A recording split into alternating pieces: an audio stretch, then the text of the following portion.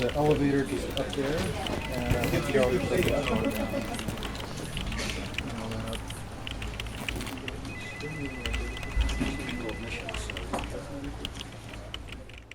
I was brought in about 4 years in. Even though I've been here now 14 years, I'm still kind of the new guy.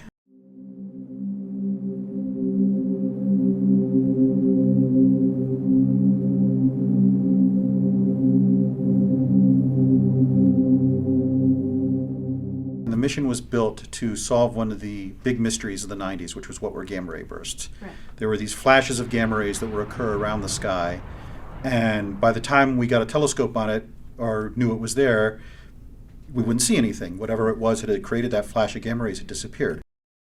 The things we study are gamma ray bursts and other high energy phenomenon. My tasks with the telescope are I'm instrument lead for the UV optical telescope, so I manage its health and safety and calibration. And we have a team of people here and in the UK that help me with that. And I also, once every 10 weeks, am what we call observatory duty scientist. That's where I'm on call for the spacecraft. So when people send in requests for observations, we get over 1,000 requests for observations every year. I handle those. And when we have a gamma ray burst or some other event, then I handle that, decide how we're going to observe it. There's a steep learning curve with figuring these things out. But once you get into it and understand sort of the priorities of the science team and which bursts are interesting, what targets are most important, you sort of develop a rhythm with it.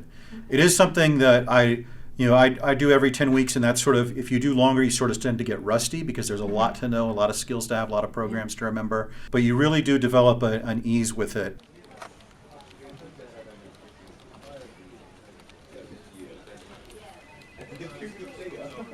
Gamma rays are the highest energy form of light. They're only produced by incredibly energetic events. If they were oriented the right way, could be dangerous. Really, the big danger, if they were really close, would be killing the phytoplankton in the oceans, which is the basis of the food chain and would work its way up, so you'd be talking about a mass extinction event. It would be incredibly rare because it has to be close by and oriented just enough, and only the most massive stars go off that way.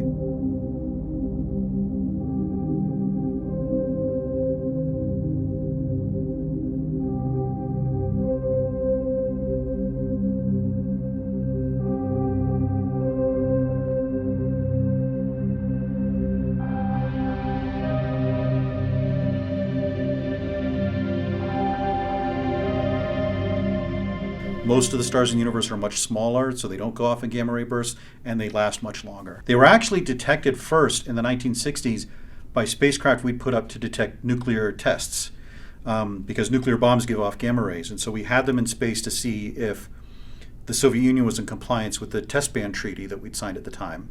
But they started detecting flashes of gamma rays from space. And it can only be something extremely energetic. Swift can get on them usually within a couple of minutes. Sometimes we've gotten as short as like under a minute. 3, 2, 1. We have ignition, and we have liftoff of NASA's Swift spacecraft on a mission to study and understand gamma ray bursts throughout the universe. The bird, the Swift, which is our logo, it's a name for how quickly the spacecraft moves. Right. And so what the spacecraft is designed to do is to slew very swiftly across the sky in response either to automated triggers or triggers we put on board. Because they happen on a very short time scale, you have to move the telescope quickly in order to get to them before you lose the information. What Swift does is it has a gamma ray detector that scans about a sixth of the sky at any one time, and it's looking for these flashes of gamma rays. And if it detects them, then it automatically retasks itself, figures out how to get to that, and points our smaller X-ray and ultraviolet optical telescopes on it so we can get responses.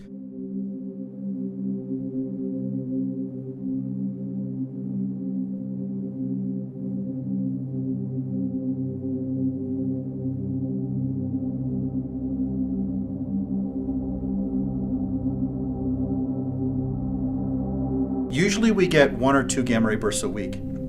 But they're stochastic, so we can go weeks without one, and then we can have a whole bunch in a short time. And one night I was on call, it was early in the evening, gamma ray burst goes off. We deal with it, the science planner moves that into the program, then another gamma ray burst goes off. And then we respond to that. He works it into the plan. Then another gamma ray burst goes off, and I emailed him saying, "Stop making plans. You're causing these to go off." And then we got a fourth one like around 3 a.m. or something like that.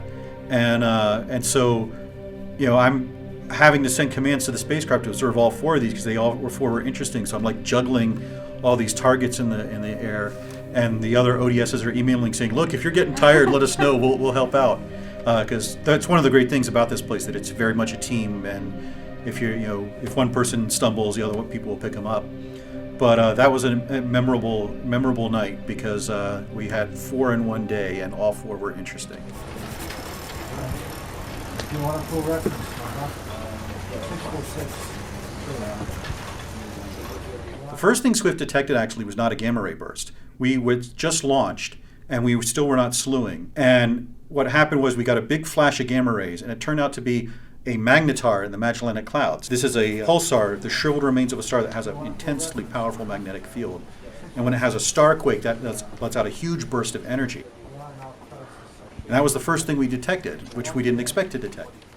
Gamma ray bursts are probably, I want to say 10-20% of the science we do now, because people have figured out that having a spacecraft that can slew quickly and can get simultaneous X-ray and ultraviolet and optical data is incredibly useful. We do comets, we do active galaxies, we do exoplanets, a lot with supernovae. And so there's a lot of stuff we do that people have found for this capability.